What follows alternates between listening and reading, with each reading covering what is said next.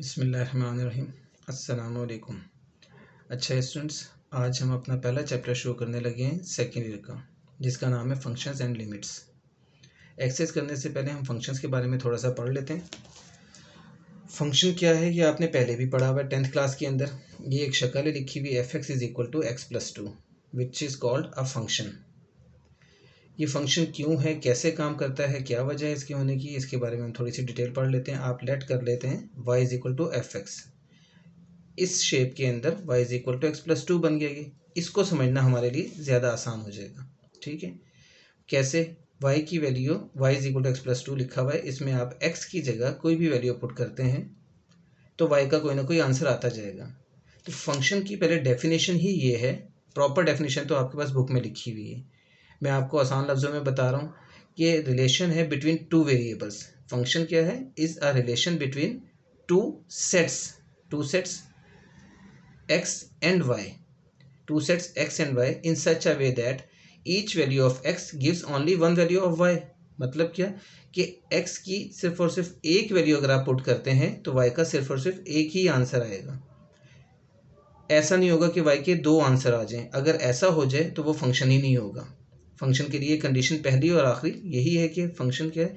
Each value of set x या कोई भी सेट x एक वैल्यू y का भी एक ही आंसर देगा। जैसे कि हम करते हैं x = -3 पुट करते हैं इसके अंदर, तो आप देखते हैं कि y = -3 + 2 -1 आंसर आ जाता है। जब x = -2 पुट करेंगे आप तो y का आंसर आपके पास इस तरह से 0 आ जाएगा। x की जगह आप -1 पुट करते हैं, 0 पुट करते हैं, 1 पुट करते हैं, सो ऑन, ये आप करते जाएं। x का एक वैल्यू पुट करने से y का एक आंसर आ रहा है हमारे पास। इस तरह से हमारी वो फंक्शन की कंडीशन पूरी हो जाती है। आप इसको इस तरह से देख सकते हैं आगे, जैसे कि x की वैल्यू मैंने -2 पुट की तो y का आंसर 0 आ गया। x की वैल्यू -1 पुट की तो y का आंसर 1 आ गया। 0 पुट की तो 2 आ गया। 1 पुट की तो 3 आ गया। तो आप देखेंगे कि x की एक वैल्यू y का सिर्फ और सिर्फ एक आंसर दे रही है। y मीन fx, जो आपने लेट किया हुआ था, कि हमने लेट किया था y = fx के बराबर। तो यानी कि fx के ये आंसर आ रहे हैं function of x। fx mean function of x। हमने इसके बारे में थोड़ी सी इसकी जो टाइप्स थी वो हमने सारी 10th में पढ़ी हुई, हमें उसकी इधर ज़रूरत कोई भी नहीं है। सिर्फ मकसद समझाना थोड़ा सा था कि फ़ंक्शन को वर्किंग कैसे है इसकी, और फंक्शन कैसे काम करता है वो हम देख लेते हैं यहाँ से। इसमें एक और इम्पॉर्टेंट चीज़ है जो हमने याद रखनी है, वो ये है कि आपके पास जो इक्वेशन बनी थी y = x+2 या इस तरह की कोई भी इक्वेशन हो, तो इसमें हमने याद ये रखना है कि y जो है हमारे पास ये एक डिपेंडेंट वेरिएबल होता है और x इंडिपेंडेंट वेरिएबल होता है। कैसे? आप देखें, x की कोई भी वैल्यू मैं पुट करता रहा हूँ, -2 की, -3 की, 1 की, 0 की, जो मर्ज़ी आप पुट करें, x की जो वैल्यू है ये आज़ाद है। इसकी ये वैल्यू हम अपनी मर्ज़ी से पुट कर सकते हैं। इसकी वैल्यू डिपेंड कर रही होती है y के ऊपर। y का आंसर आएगा x की वजह से। x आप पुट करते जाएंगे, y का आंसर आता जाएगा। तो इस तरह से, इस वजह से y एक डिपेंडेंट वेरिएबल होता है और x इंडिपेंडेंट वेरिएबल होता है। फर्दर ये, अब आप देखें यहाँ पे मैंने एक इक्वेशन लिखी है y² = x+2, और मैंने इससे कहा है कि इज़ नॉट अ फंक्शन। उसकी वजह क्या है वो आप देख सकते हैं। आप x की कोई वैल्यू पुट करें 1 तो आपके पास y² का आंसर आ जाएगा 3। अब हम स्क्वायर रूट लेते हैं, taking square root both sides, तो ये y = +-3 अंडर आंसर आ गया। अगर आप x की वैल्यू 2 पुट करेंगे तो 2 + 2 4 आ जाएगा। 4 का अंडर लेंगे आप तो +-2 आएगा। मतलब क्या कि x की एक वैल्यू पुट करने से y के दो आंसर्स आ रहे हैं। जैसे कि आप इसमें देख सकते हैं, ये मैंने एक तस्वीर सी बनाई हुई है कि सेट x का एक एलिमेंट था 1, जिससे y के दो आंसर्स आ गए। जब y के दो आंसर आ रहे हैं तो it's mean this is not a function. इसको हम फंक्शन नहीं कहेंगे। मतलब ये कि आपके पास जो डिपेंडेंट वेरिएबल है ये कभी भी स्क्वायर के अंदर, क्यूब के अंदर, पावर 4 के अंदर नहीं होना चाहिए। ये हमेशा पावर 1 के अंदर ही होना चाहिए। हाँ, अलबत्ता x जो है हमारे पास वो किसी भी पावर के अंदर हो सकता है, यानी कि इंडिपेंडेंट वेरिएबल। x मीन यहाँ पे इंडिपेंडेंट वेरिएबल है। अगर हम यहाँ पे x की जगह इधर और y को इधर कर देंगे, यानी x = y² + 3, तो फिर हमारे पास वो कंडीशन चेंज हो जाएगी। फिर हमारे पास x डिपेंडेंट और y इंडिपेंडेंट वेरिएबल बन जाएगा। तो अभी समझाने के लिए आपको ये बताया जा रहा है कि ये आपके पास इक्वेशन जो बनी हुई है, ये शेप जो बनी हुई है आपके पास, इसमें x की आपके पास कोई भी पावर हो सकती है। और इस तरह की सारी पावर्स, ये कोई भी वैल्यू, इस किस्म की कोई वैल्यू जो लिखी हुई है, ये एक फंक्शन ही के तौर पर काम करेंगी।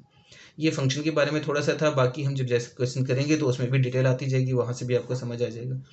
इसके अलावा इस एक्सरसाइज के अंदर हमने जो चीज़ पढ़नी है वो डोमेन और रेंज है। तो डोमेन क्या होती है? डोमेन आपके पास सेट एक्स के जो एलिमेंट्स हैं वो सारे के सारे आपके डोमेन कहलाती है, और सेट वाई के जो एलिमेंट्स होते हैं वो आपके पास रेंज कहलाती है। सेट एक्स डोमेन और सेट वाई रेंज। इसके अलावा हम पढ़ेंगे इसमें इवन फंक्शन के बारे में और ऑड फंक्शन के बारे में। इवन फंक्शन क्या होता है? अगर f माइनस एक्स का आंसर अगेन एफ एक्स ही आ जाए तो ये इवन फंक्शन होता है, और अगर f माइनस एक्स का आंसर माइनस एफ एक्स आ जाए तो ये एक ऑड फंक्शन होता है। और अगर इन दोनों में से कोई कंडीशन पूरी ना हो तो वो ना इवन होता है ना ऑड होता है। वो हम एक्सरसाइज के अंदर कर लेंगे। अब हम एक्सरसाइज के ऊपर आते हैं। एक्सरसाइज के अंदर जब आप आते हैं तो आपका पहला क्वेश्चन जो है सिंपल सा क्वेश्चन है। आपको उसने f x is equal to x square minus x एक फंक्शन दे दिया है, और वो आपसे कहता है कि फाइंड करें f1 f-2 f0 f(x-1) मुख्तलिफ वैल्यूज़ दी हुई हैं उसने। ये वैल्यूज़ के साथ हमने इसकी वैल्यू मालूम करनी है फंक्शन की, जो आपने छोटी क्लासेस में भी किया हुआ है, पहले भी आपको आइडिया होगा। अब देखिए इसमें सिंपल सा तरीका क्या होता है, f x is equal to x square minus x लिखा हुआ है, ये एक फंक्शन है। आपसे कहता है कि फाइंड f-2। आपको इसकी शक्ल से नजर आ रहा है f-2 मालूम करना है, यानी x की जगह पे -2 आया हुआ है, यानी आपने क्या किया, x की जगह पे -2 लिखा। तो जब आपने x की जगह पे -2 लिखा तो इट्स मीन यहाँ पे आपने x की जगह पे -2 पुट कर देना है। जब आपने इसमें -2 पुट किया तो -2 स्क्वायर -2 इंटू -2 आ गया। इसका आंसर आपको पता है 4, और ये माइनस माइनस प्लस होके +2 आ गया, जिसका मतलब आ गया f-2 इज इक्वल टू 6। अब आपसे सेकंड पार्ट में वो कहता है कि f0 का आंसर बताएं। f0 मीन उसी तरह से आपने x की जगह पे 0 पुट कर दिया, तो यहाँ भी x की जगह पे 0 और यहाँ भी x की जगह पे 0, इसका आंसर 0 आ गया। थर्ड पार्ट में देखें, ये इंपॉर्टेंट पार्ट आ जाता है कि f x is equal to x square minus x लिखा हुआ है। ठीक है, ये आपके पास है एक्स स्क्वायर माइनस एक्स करके। अब आप देखें x की जगह पे आपसे क्या पुट करने के लिए कह रहा है वो x-1। पहले हमने एक नंबर थे कांस्टेंट नंबर्स, वो हमने पुट किए। उसी तरह से अगर कोई कांस्टेंट नंबर के अलावा कोई और चीज़ आ जाती है, जैसे कि x-1 आ गया यहाँ पे, तो इसका मतलब ये है कि x की जगह पे आपने इस वैल्यू को पुट कर देना है, यानी x-1 को आपने यहाँ x-1 पुट किया। सेम इसी तरह से आपने जो क्वेश्चन दिया हुआ एक्स स्क्वायर माइनस एक्स, यहाँ भी आपने x की जगह पे x-1 पुट किया, x-1 पुट किया, इसका स्क्वायर है तो हमने इसका भी स्क्वायर कर दिया, माइनस x की जगह पे आपने यहाँ भी x-1 पुट कर दिया। आगे सारी कैलकुलेशन है, आपने a minus b whole square का फॉर्मूला आपको आता होगा, आपने वो फॉर्मूला ओपन करना है, a square plus b square minus 2ab, यानी a square minus 2ab plus b square, जैसे मर्जी आप बोल लें। तो इसका आंसर ये आ गया। इसे ओपन किया ब्रैकेट को तो -x+1 आ गया। आपने इसे सिंप्लीफाई किया, एक्स स्क्वायर आ गया -2 -1 -3 आ गया, +1 +1 +2 आ गया, ये इसका आंसर आ गया। सेम इसी तरह से इसका फोर्थ पार्ट है, उसमें आपसे कहता है function into x square plus 4 ये फाइंड करना है हमने, यानी x की जगह पे अब क्या आ रहा है, एक्स स्क्वायर प्लस 4, ये देखिए। ठीक है, x की जगह पे एक्स स्क्वायर प्लस 4 आ गया। सेम वही मेथड हमने x की जगह पे एक्स स्क्वायर प्लस 4 पुट किया, उसका स्क्वायर लिया, आगे minus into x square plus 4, bracket open की, स्क्वायर खोला, आपके पास ये आंसर आ गया इसका। ठीक है, इसके बाद में हमारे पास है बी पार्ट। बी पार्ट में हमने क्या करना है, बी पार्ट में भी आपको वही चीज़ दी हुई है, फंक्शन चेंज हो गया सिर्फ, f x is equal to x plus 4 करके ये फंक्शन आ गया आपके पास। आपने इसका आंसर निकालना है f-2 का, तो x की जगह पे आपने -2 पुट किया, सेम वही मेथड है, उसी तरह से आपने सॉल्व करके इसका आंसर निकाल लिया। फिर f0 का आंसर आपने निकाल लिया इसी तरह से, ये आपके पास f0 और f-2 के आंसर्स आ गए। ठीक है,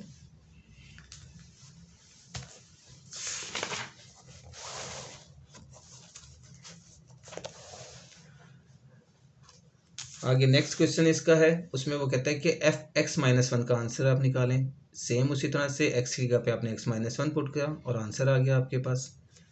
सिंपल सी कैलकुलेशन है, कोई मुश्किल नहीं है। फिर x की जगह पे आपने एक्स स्क्वायर प्लस 4 पुट करना है, ये f into x square plus 4 का आंसर निकालना है आपने, तो आपने x की जगह पे एक्स स्क्वायर प्लस 4 पुट किया और आंसर आ गया आपके पास।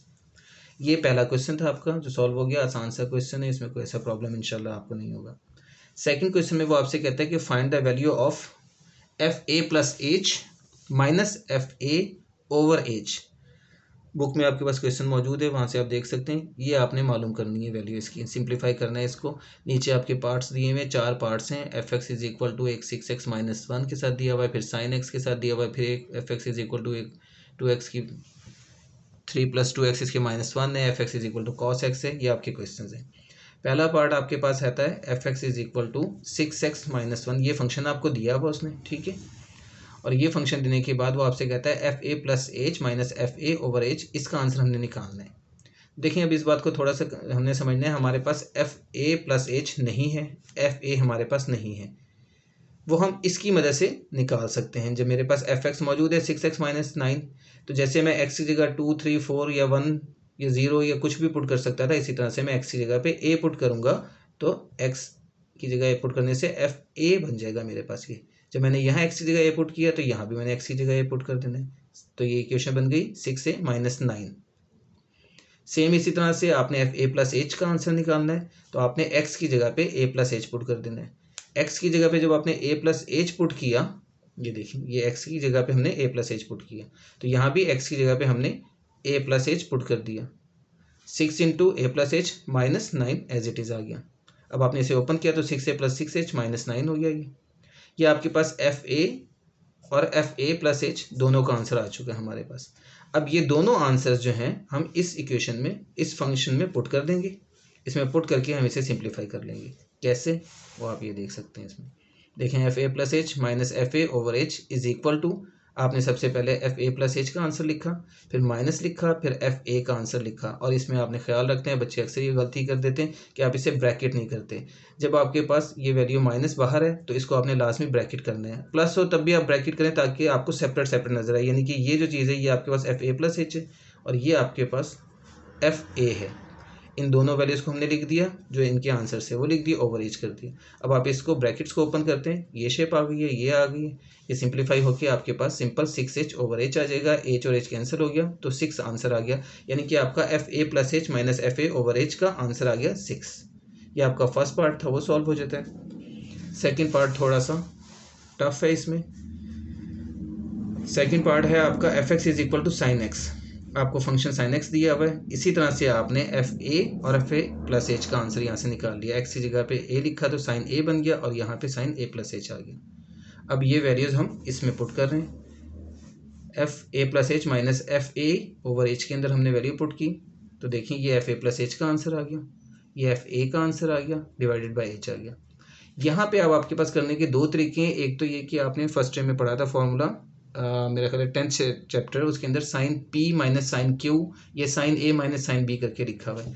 उसका फॉर्मूला आपके पास ये था 2 cos a plus b over 2 sine a minus b over 2। हमने इसका ये वाला फॉर्मूला यहाँ पे अप्लाई कर दिया। इसको मैंने आसानी के लिए 1 ओवर एच अलग कर दिया और इस हिस्से का आंसर मैं लिख रहा हूँ। देखिए 2 cos a plus b over 2 into sine a minus b over 2, ये हमने लिखा। इसका answer a plus a 2a plus h over 2 आ गया और ये a से कैंसिल हो गया, h ओवर 2 आ गया। तो ये चीज़ आ गई हमारे पास 1 over H into 2 cos 2a plus h over 2 और साइन एच ओवर 2। इसको हम अलग अलग सेपरेट करके लिख सकते हैं, 2a ओवर 2 अलग प्लस h ओवर 2 अलग। तो 2a ओवर 2 जब हम लिखेंगे तो 2 से कैंसिल होकर a आ जाएगा और यहाँ साइन h ओवर 2 आ जाएगा। एक तो इसका आंसर ये है जो हम सिंप्लीफाई आराम से कर सकते हैं, ठीक है, अगर हमें वो फॉर्मूला याद हो तो उसको याद रखना आपके लिए ज़रूरी है। वैसे भी आपको फर्स्ट ईयर में जब आपने पढ़ा था तो ये एक इंपॉर्टेंट चैप्टर था, ये सारे फार्मूलाज आपने रिवाइज कर लेने अपने। अच्छा, दूसरा तरीका इसका ये है कि हम इसको इस तरह से भी लिख सकते हैं कि ये जो चीज़ है साइन ए प्लस एच, ये आपके पास साइन अल्फ़ा प्लस बीटा की शेप बना रही है, साइन अल्फ़ा प्लस बीटा। ये एक आसान सा फॉर्मूला था, ये भी बहुत ज़्यादा यूज़ हुआ है फर्स्ट ईयर के अंदर। साइन अल्फ़ा प्लस बीटा का फॉर्मूला था sine alpha cos beta plus cos alpha sine beta. तो हम इसकी जगह पे ये फॉर्मूला लिख देंगे, आगे minus sign A as it is आ जाएगा। अब इसको आप आगे देखते हैं तो इसमें कुछ भी नहीं आपने करना है, बस सिंपल सा काम ये कर सकते हैं मज़ीद कि ये वैल्यू और ये वैल्यू, इन दोनों को अगर आप देखें तो इसमें साइन ए कॉमन आ रहा है। मैं साइन ए कॉमन ले लेता हूँ इसके अंदर से, साइन ए कॉमन लिया तो यहाँ से कॉस एच आ गया, यहाँ से -1 आ गया और ये वाली वैल्यू एज इट इज़ हम लिख देंगे डिवाइडेड बाई एच। तो ये भी एक आंसर है, हम ये भी लिख सकते हैं, दोनों आंसर ठीक होंगे हमारे। ठीक है, ये हमारा दूसरा क्वेश्चन इसका हो जाता है सेकंड क्वेश्चन का दूसरा पार्ट। वो हम आ जाते हैं थर्ड पार्ट के ऊपर। थर्ड पार्ट आसान सा है, आपको F x Q plus 2x इसके -1 करके दे दिए, तो आप एफ ए और F a plus H easily इसके साथ निकाल सकते हैं। लेकिन ये थोड़ा सा लेंथी क्वेश्चन है, ठीक है। ये आपने इसकी वैल्यू पुट कर दी पहले, तो ये इस तरह से आ गया। अब आप जब एफ ए प्लस एच की वैल्यू यहाँ पुट करते हो तो ये चीज़ आ जाती है, माइनस एफ ए की वैल्यू पुट करते हो ये आ जाता है एफ ए। अब आपने यहाँ पे क्या करना है, ये a plus b whole cube का फॉर्मूला बनता है आपका, आपने इसे उससे ओपन कर देना है। ये a plus b whole square का फॉर्मूला है, उससे ओपन कर देना है। फिर इसे सिंप्लीफाई हम कर लेंगे। सबसे पहले हम a plus b whole cube का फॉर्मूला ओपन करते हैं। ये भी आपने पढ़ा हुआ है, छोटी क्लासेस से आप पढ़ते हुए आ रहे हैं, ये आपको याद होना चाहिए। इसको भी मैंने 1/h करके सेपरेट करके अलग लिख दिया। मैं इस हिस्से को सिर्फ सॉल्व कर रहा हूँ। ये 1/h का मतलब ये कि ये इस पूरे के नीचे ही है डिवाइड में, ठीक है। आपने a plus b whole cube का फॉर्मूला खोला, a cube plus b cube plus 3a square b, ये आ गया, प्लस 3ab स्क्वेयर, ये आ गया। ये इस फॉर्मूले की दूसरी शेप है। आपने ये फॉर्मूला मैं आपको दिखा दूं दोबारा, a plus b whole cube, ये फॉर्मूला हमने पढ़ा था, a cube plus b cube plus 3ab into a plus b, ठीक है। तो ये फॉर्मूला आपने जब ओपन करते हैं तो ये शेप बन जाती है, a cube plus b cube 3a square b plus 3ab square. तो तरतीब इसकी होती है कि a cube plus 3a square b plus 3ab square plus b cube, लेकिन हम लिखते हैं आसानी से, आसानी के लिए हम इसी तरह से इस शेप में लिख देते हैं। तो मैंने वो इसी तरह से लिखा हुआ है नीचे, ठीक है। ये इसका फॉर्मूला ओपन किया मैंने। ये करने के बाद ये आगे +2 लिखा, और ये a plus b whole square का फॉर्मूला खोल दिया, a square plus b square plus 2ab, ये भी आप सबको आता होगा। ये फॉर्मूला इधर पुट कर दिया। आगे -1 एज इट इज़ आ गया। उसके बाद में ये माइनस एफ ए की वैल्यू जो थी ये लिख दी हमने, और मैंने इसे ओपन भी कर दिया, ठीक है। तो ओपन जब करूँगा तो -a क्यूब -2a स्क्वायर और +1 आ जाएगा। इसमें अब जो सिंप्लीफाई होता है वो a क्यूब और a क्यूब ये कैंसिल हो जाएगा, -1 और +1 ये कैंसिल हो जाएगा। बाकी जो चीज़ आपके पास बच जाएगी वो ये शक्ल है। 1/h लिखा, बाकी जो वैल्यूज़ थी ये सारी वैल्यूज़ आपने एज इट इज़ लिख दी यहाँ पे। इसे ओपन कर दिया, 2a square plus 2h square plus 4ah -2a square, ये आ गया आपका। इसमें से आपके पास ये दोनों कैंसिल हो गए। कैंसिल होने के बाद आपके पास ये बच गया। इस पूरी वैल्यू के अंदर आपके पास h कॉमन आ रहा है, जो आपने कॉमन ले लेना है। कॉमन जब आपने ले लिया इसमें तो आपके पास h और h कैंसिल हो गए, और बाकी वैल्यू ये आपका आंसर आ गया, ठीक है। अब लास्ट पार्ट इसका, फोर्थ पार्ट, जो कि है f(x) is equal to cos x के बराबर। इसे भी हमने उसी तरह से सॉल्व करना है जैसे हमने sin x वाला सॉल्व किया था पीछे। fa और fa प्लस h के आंसर आ गए। अब ये हमने इसमें पुट कर दी वैल्यूज, ये आ गया। अब ये बनता है हमारे पास cos p minus cos q या cos a minus cos b का फॉर्मूला बनता है। वो फॉर्मूला भी वही है जैसे sin a minus sin b का था फॉर्मूला 10 चैप्टर का। इसका फॉर्मूला ये है कि cos a minus cos b है -2 sin a plus b over 2 और sin a minus b over 2। अब इसमें आप देख लें, a जो है ना मीन, a मीन ये वाली वैल्यू है और b मीन ये वाली वैल्यू, या p और q के हैं तो p ये है और q ये है। तो मैंने वही शेप लिखी है आपके पास। इसे आप सॉल्व कर देंगे, वही शेप बनेगी, सेम इसी तरह कैंसिल हो जाएगा, ये चीज़ आ जाएगी। इसके बाद में आपने इसको 2a ओवर 2 अलग और h ओवर 2 अलग लिखा, तो 2 से कैंसिल होने के बाद a प्लस h ओवर 2 बन जाएगा। तो ये आपका आंसर आएगा। और इसे भी हम उसी तरह से सॉल्व कर सकते हैं। दूसरा मेथड इसका कि आप इसे cos p plus cos q से खोल सकती हो, जिसका फॉर्मूला था, यानी cos alpha plus beta, cos alpha plus beta से हम इसे खोल सकते हैं, जिसका फॉर्मूला था cos alpha cos beta minus sin alpha sin beta. ये भी फर्स्ट ट्रिक आपका फॉर्मूला है, वो आप यहाँ पे अप्लाई करोगे तो वो वाली दूसरी शेप बन जाएगी इसकी, वो भी आपका आंसर ठीक होगा। ये हमारा सेकंड क्वेश्चन है जो सॉल्व हो गया। उसके बाद हम आ जाते हैं थर्ड क्वेश्चन के ऊपर। थर्ड क्वेश्चन में भी आपकी छोटी क्लासेस की कुछ चीज़ें हैं जो कि रिपीट होंगी।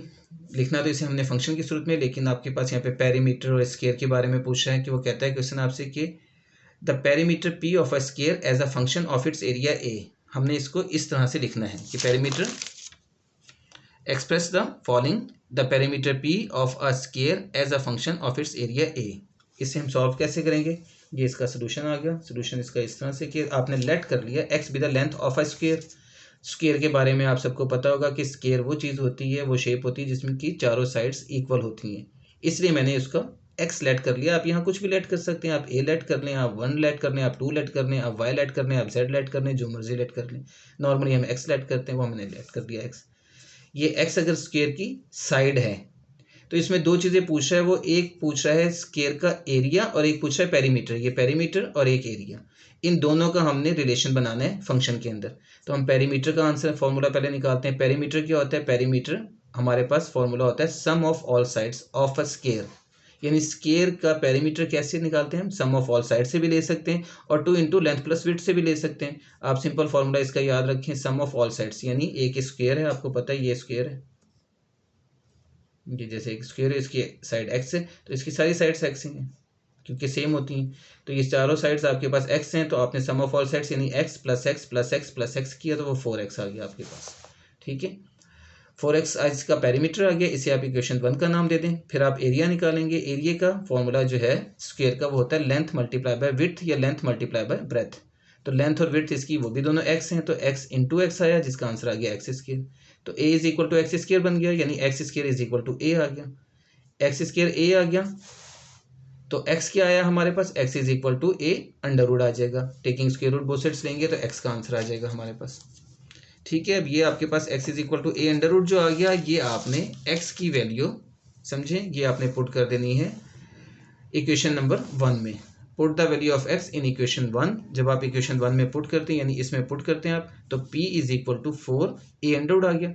ये आपके पास जो शक्ल आई है ये वो शक्ल आ गई जो हमें रिक्वायर थी, जो उसने कहा था कि perimeter p of a square as a function of its area a, यानी perimeter of is a function of area a। ये हमारे पास उसकी शक्ल बन के आ गई। सेम इस तरह से इसका सेकंड पार्ट है। सेकंड पार्ट में वो आपसे कहता है कि the area of a circle as a function of its circumference. अब यहाँ हमें सर्कल का एरिया और सर्कल के सर्कमफ्रेंस का फॉर्मूला हमें आना चाहिए। तो सर्कल की बात हो रही है तो यहाँ पे रेडियस नॉर्मली आता है, क्योंकि फॉर्मूले में भी रेडियस नहीं आना है, तो हम रेडियस को r से डिनोट करते हैं। तो हमने इसको r से ही डिनोट कर दिया। हमने कह दिया कि let r be the radius of a circle. जब r इसका रेडियस है सर्कल का, तो हमारे पास इसकी शक्ल क्या बन गई, इसका फॉर्मूला क्या बन गया, area is equal to pi r square. ये आपके पास एरिया ऑफ सर्कल का फॉर्मूला है। ये भी आप लोगों ने छोटी क्लासेस में पढ़ा हुआ है, याद नहीं होगा तो इसे दोबारा याद कर लें। Area is equal to pi r square, तो A is equal to pi r square, ये आपकी फर्स्ट इक्वेशन बन गई।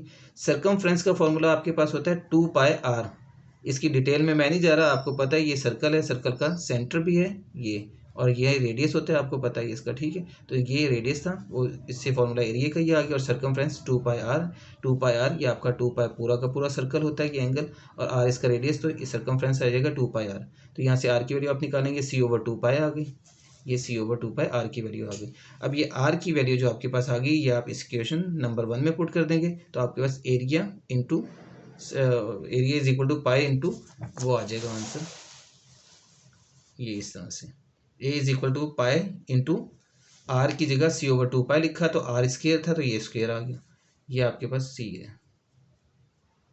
अब ये चीज़ बन गई पाई सी स्क्वायर, 2 का स्क्वायर 4 पाई स्क्वायर आ गया, पाई और पाई कैंसिल हो गया, सी स्क्वायर ओवर 4 पाई, तो A is equal to C square over 4 pi. ये आपके पास फंक्शन बन गया जो उसने पूछा था, area of a circle as a function of its circumference. ये इसका आंसर आ गया हमारे पास। ठीक है, सी पार्ट है इसका, उसमें वो वॉल्यूम की बात कर रहा है कि volume of a cube as a function of the area of its base. Volume of a cube, cube जो दाना होता है यानी कि लूडो का दाना, वो एक क्यूब है। ठीक है, अब उसका वॉल्यूम और उसके बेस के एरिया के बारे में बात कर रहा है वो, तो इसमें भी हम लेट कर लेते हैं, let x be the side of a cube. Cube की साइड एक्स है, तो इसका वॉल्यूम क्या है, इसकी भी वॉल्यूम का फॉर्मूला हमें याद होना चाहिए, length multiply width multiply height, ये वॉल्यूम का फॉर्मूला है। अब इसमें भी तीनों साइडें इसकी एक्स ही हैं, लेंथ विड्थ और हाइट तीनों एक्स हैं, तो एक्स इंटू एक्स यानी एक्स क्यूब हमारे पास वॉल्यूम का आंसर आ गया। इसे हम इक्वेशन 1 कहते हैं। अब इसका बेस का एरिया वो पूछ रहा है। अब जो आपके पास दाना है, अगर आप उसी की शक्ल देखो तो उसकी जो बेस होती है वो स्क्वायर शेप की होती है, तो इसलिए जो बेस है वो क्यूब की वो स्क्वायर है, तो हमारे पास उसका area of base of a cube का जो फॉर्मूला बनेगा, यानी कि वो स्क्वायर ही के एरिया का फॉर्मूला बनेगा, यानी लेंथ मल्टीप्लाई बाय विड्थ। तो लेंथ मल्टीप्लाई बाय विड्थ हमने फॉर्मूला अप्लाई कर दिया इसका, area of base of a cube is equal to length multiply by width, यानी area is equal to x into x, तो area is equal to x square. यहाँ से भी आप x की वैल्यू निकाल लेंगे, x is equal to A under root आ जाएगा, और ये x की वैल्यू हम पुट कर देंगे इक्वेशन नंबर 1 में, तो v is equal to A under root का क्यूब, जिसे हम a की पावर 3/2 की शेप भी लिख सकते हैं, क्योंकि आपको पता है ये पावर 1/2 होती है, 1/2 और 3 मल्टीप्लाई होंगे तो 3/2 आ जाएगा। ये volume as a function of its area, ये इसका आंसर आ गया। तो ये हमारा थर्ड क्वेश्चन है, ये आज ख़त्म हो गया। आज का लेक्चर भी हमारा थर्ड क्वेश्चन तक ही था। इंशाल्लाह नेक्स्ट लेक्चर के अंदर हम फोर्थ क्वेश्चन से आगे पढ़ेंगे। बाकी आपको इसमें जो भी कोई प्रॉब्लम हुआ, कोई बात समझ ना आई हो तो कमेंट्स में ज़रूर बताइएगा, तो मैं आपको उसकी डिटेल और भी बता दूंगा। ये मेरा पहला लेक्चर था, उम्मीद है कि आपको पसंद आया होगा, तो काइंडली आप मुझे सब्सक्राइब भी करें, शेयर भी करें और फॉलो भी करें ताकि मेरी मज़ीद वीडियोज़ जो हैं आप देख सकें। अल्लाह हाफ़िज़।